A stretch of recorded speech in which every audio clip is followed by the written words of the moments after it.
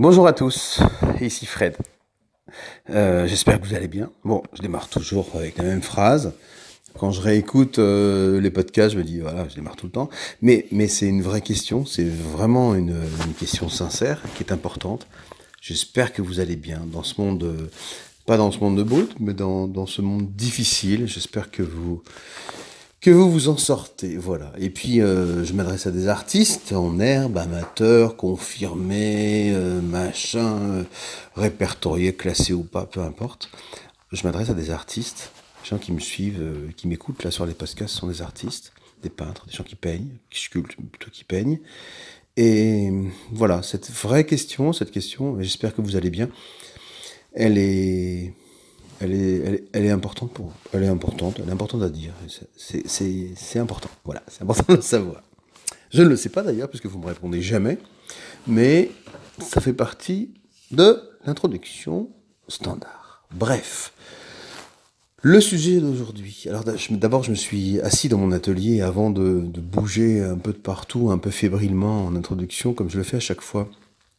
J'ai remarqué que je faisais tout le temps ça parce que j'ai un peu de trac en fait quand je démarre le podcast. Et donc je bouge, je fais du bruit, voilà. Donc là, je suis déjà assis, donc j'avance, j'apprends, j'apprends. Le sujet d'aujourd'hui, c'est une série, enfin je sais pas si je vais les faire semaine après semaine, mais j'ai envie de vous parler des expositions. Parce qu'on est tous soit confrontés à ça, soit on a l'envie et ou l'angoisse d'exposer. Donc c'est un vrai sujet important, les expositions. J'en reparlerai avec d'autres artistes. J'ai été sollicité pour avancer dans les podcasts et interviewer des artistes. Je vais le faire, c'est promis, je vais le faire. Laissez-moi du temps, laissez-moi prendre non pas l'habitude, mais prendre mes repères avec les podcasts. Je suis pas de la génération, voilà, pour qui c'est vraiment quelque chose de très naturel. Ça me plaît énormément de faire ça. Je suis tout excité. Je suis vraiment perché. Ça me plaît beaucoup.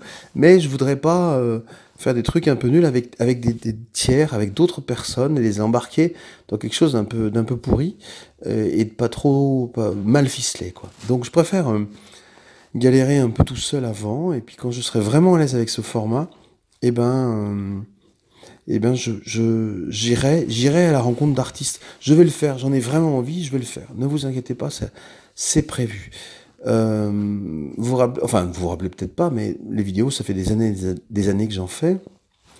Les premières étaient complètement pourries, mais vraiment pourries. Le problème, c'est que sur YouTube, plus les vidéos sont anciennes et plus elles sont vues, donc moins on peut y toucher, plus elles sont donc un peu sanctuarisées, vous voyez, et donc moins et plus j'en ai honte, voilà, et plus j'en ai honte, mais c'est pas très grave.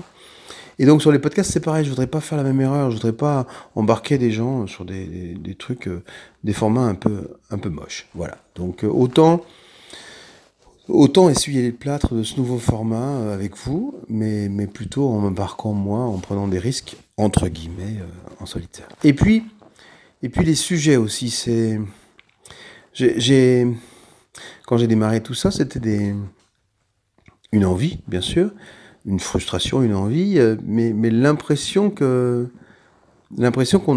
pouvait ensemble avoir besoin de ça. Voilà. Et il faut d'abord que je vérifie que c'est bien le cas.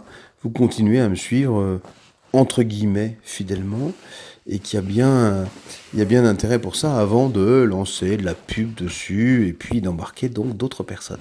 Mais donc, je vous l'ai promis, et je le ferai, je vais prochainement, voilà, dans les jours, semaines, mois qui suivent, aller interviewer d'autres artistes et discuter avec eux. Voilà, un peu façon canapé, quoi. Il y a un divan, le divan, voilà. C'est ça, c'est vachement. Enfin, moi, ça me plaît de faire ça. Bref, allez, on referme la parenthèse. Elle est immense, comme d'habitude. Les parenthèses de Fred, elles prennent 10 minutes. Qu'est-ce que j'étais en train de vous dire avant ? Oui, exposer. Exposer. Alors, je vais en parler aujourd'hui très rapidement. Je vais juste faire un post un peu rapide, dit-il, avec une intro de 10 minutes. Et voilà, ne vous inquiétez pas. Je vais faire une intro plutôt rapide pour juste vous...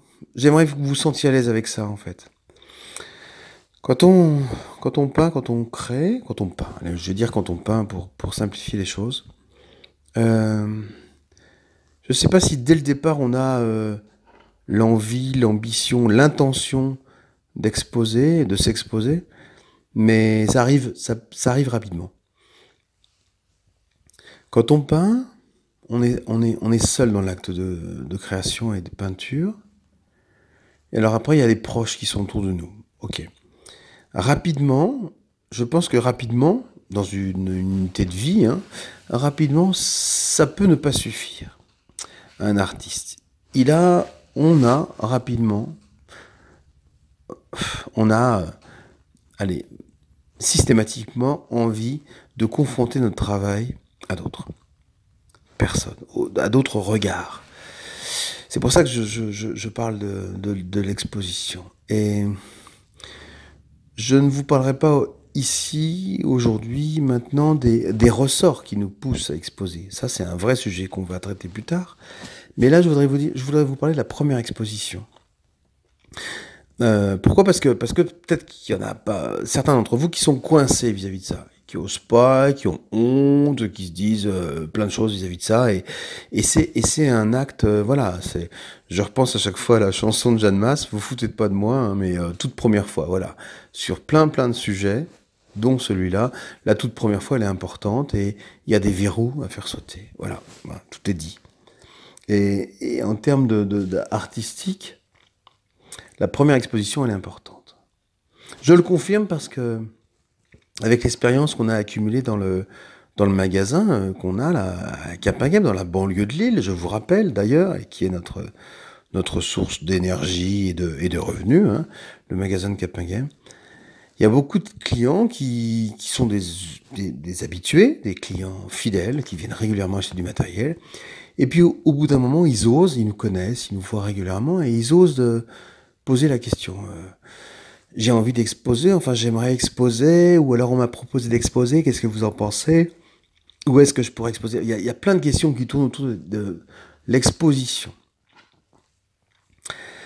Alors c'est très compliqué de conseiller, parce que d'abord on ne connaît pas toutes les personnes, ni leur travail, et puis enfin moi j'ai surtout envie dans l'absolu, quelle que soit la production, de respecter les personnes et d'essayer d'intégrer voilà, des démarches personnelles de chacun, quoi, hein, quel que soit le résultat, c'est déjà super important de vouloir exposer. Exposer, c'est poser à l'extérieur, hein, je pense, j'ai pas fait beaucoup de latin, mais voilà, c'est vraiment s'exposer, c'est se publier, voilà, publier.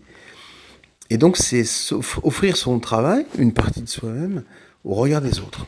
Et donc la première fois, waouh, c'est super important. Enfin, les premières fois ou les premières expos, c'est super important.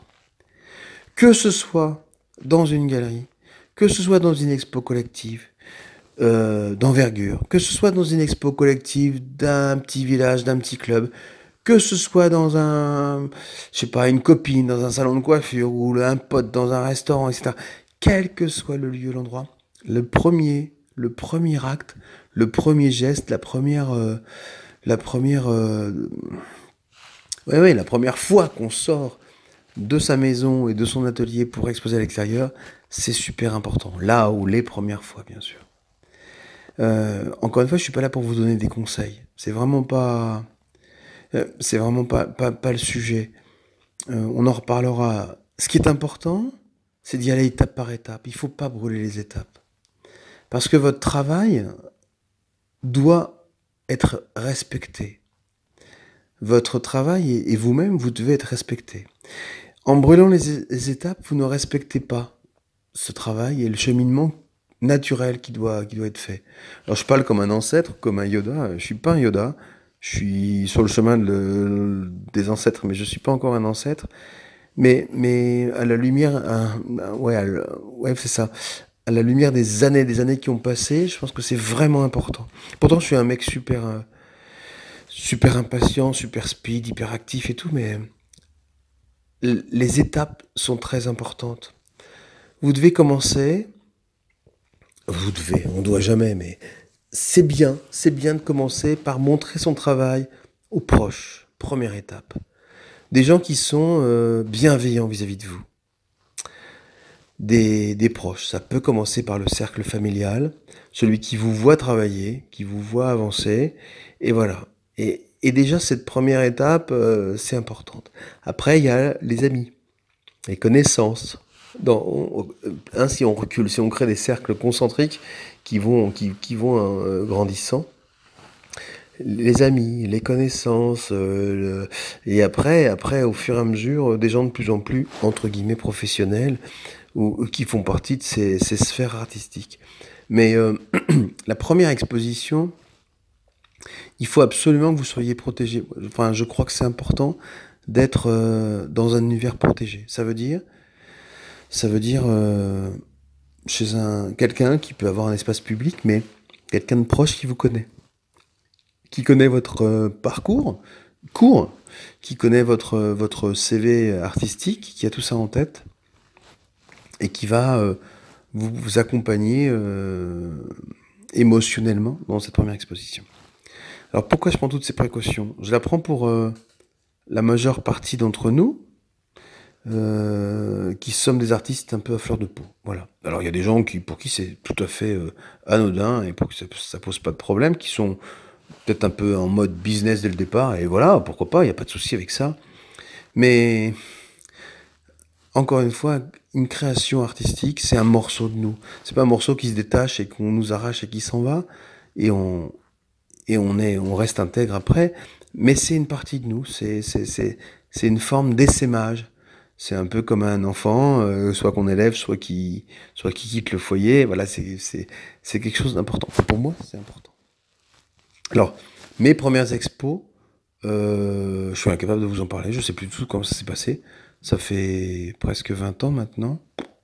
Je me souviens plus. De toute façon, maintenant, moi aujourd'hui, je vous en reparlerai plus tard, mais les expos actuelles, soit des monographies ou des expos collectives, je suis dans le même état que il y a 20 ans, donc j'ai pas beaucoup progressé sur ce point-là. Mais je me souviens pas de mes premières expos. Ce que je veux vous dire, ce que je voudrais qu'on partage, c'est pas des conseils, encore une fois, hein.